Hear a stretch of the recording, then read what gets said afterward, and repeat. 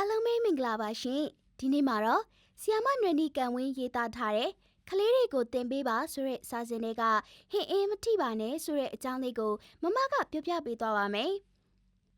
ဒီအကြောင်းလေးကိုတော့ကာတွန်းတီဟစခန်းတစ်ကတရုတ်ဖော်ပေးထားတာပဲဖြစ်ပါတယ်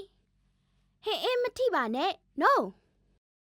သူ့နာမည်ကဖိုးဆွဲတဲ့ဖိုးဆွဲကအစောမတ်တဲ့ကလေးလေးပေါ့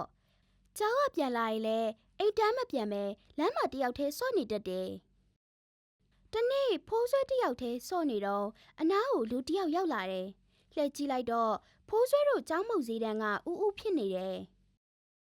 အဲ့ဒီဥဥကသဘောကောင်းတယ်ဖိုးဆွဲတို့ကလေးတွေကိုမုတ်တွေဝဲကျွေးတတ်တယ်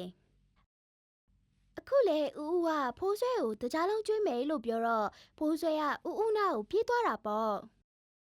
ဥဥကဖိုးဆွဲကိုတကြားလုံးပေးပြီးသူ့ပေါင်ပေါ်မှာထိုင်ခိုင်းတယ်ခဏနေတော့ဖိုးဆွဲရဲ့ကျူးကျူးနဲ့ဖင်ကိုဥဥကလက်နဲ့လာကိုင်းတယ်ဖိုးဆွဲကသူ့ကိုဒီလိုလာကိုင်းတာလုံးဝမကြိုက်ဘူးဥဥကဖိုးဆွဲကိုချစ်လို့ဖိုးဆွဲနှကန်းလေးကိုနမ်းမယ်ဘသူ့ကိုမှပြန်မပြောနဲ့နော်ဒါဥဥနဲ့တားရဲ့ကြားလှုပ်ဝက်ချက်လို့ဥဥကပြောတယ်မေမေကဖိုးဆွဲကိုမှားဘူးတယ်ဘသူနဲ့မှလှုပ်ဝက်ချက်မထားရဘူးမေမေကိုပြန်ပြောရမယ်တဲ့မေမေမှားထားတာကိုတတိယသွားတော့ဖိုးဆွဲလဲဟင်အင်းတောက်မနှမ်းနဲ့မကြိုက်ဘူးလို့ကြဲကြီးអော်ပြီးဦးနာထွက်ပြေးခဲ့တာပေါ့အိမ်ပြန်ရောက်တော့ဖိုးဆွဲရင်နဲ့နေလို့မကောင်းဘူးငိုချင်နေတယ်မေမေကဖိုးဆွဲကိုမှားထားတယ်ဖေဖေနဲ့မေမေကိုဘာမဆိုဖွင့်ပြောရမယ်တဲ့ဒါကြောင့်ဖိုးဆွဲလဲကျောင်းမုတ်စည်းတန်းဦးဦးကျောင်းကိုမေမေကိုပြောပြလိုက်တာပေါ့မေမေကပြောတယ်ဖိုးဆွဲရေ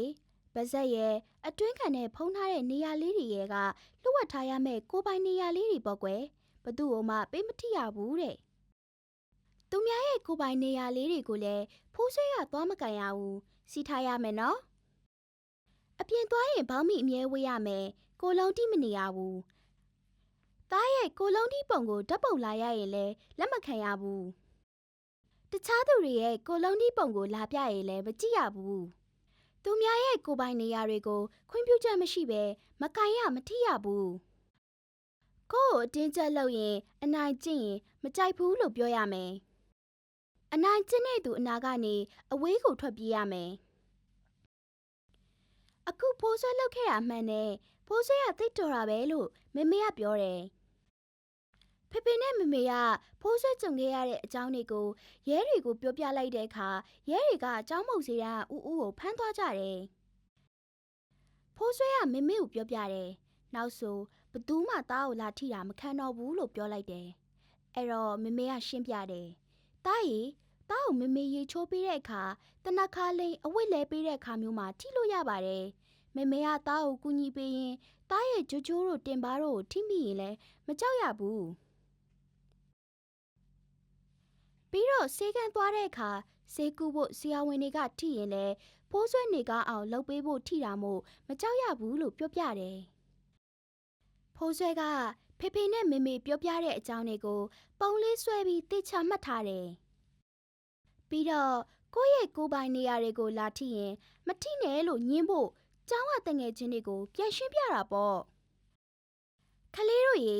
တခါတလေခလေးတို့ကိုအနိုင်ကျင့်တဲ့သူတွေကခလေးတို့သိတဲ့သူချစ်တဲ့သူတွေဖြစ်နေတတ်တယ်ဘလို့လူပဲဖြစ်ဖြစ်ကိုယ့်ရဲ့လှုပ်ဝက်အပ်တဲ့ကိုယ်ပိုင်နေရာတွေကိုဘသူ့ကိုမှပေးမကန်ရဘူးနော်တကယ်လို့ तू ကအတင်းကျပ်အနိုင်ကျင့်ခဲ့ရင်နိုးလို့အကျယ်ကြီးអော်လိုက်ပါသူနာကနေထွက်ပြေးပါစိတ်ချရမယ့်သူကိုဒီအကြောင်းကိုဖွင့်ပြောပြပြီးအကူအညီတောင်းပါကဲဒီနေ့မှာတော့ဟင်အင်းမထိပါနဲ့ဆိုတဲ့အကြောင်းလေးကိုမမကပြောပြပေးခဲ့တာပဲဖြစ်ပါတယ်နောက်ထပ်စိတ်ဝင်စားဖို့ကောင်းတဲ့အကြောင်းလေးတွေကိုအများကြီးပြောပြပေးသွားအောင်ပါမို့လို့မမတို့ရဲ့ YouTube Channel လေးကို Subscribe လုပ်ထားပေးပါဦးနော် Facebook ကနေကြည့်ရှုတဲ့ကလေးလေးတွေကတော့ Like and Share လေးလုပ်ပေးဖို့မမေ့နဲ့နော်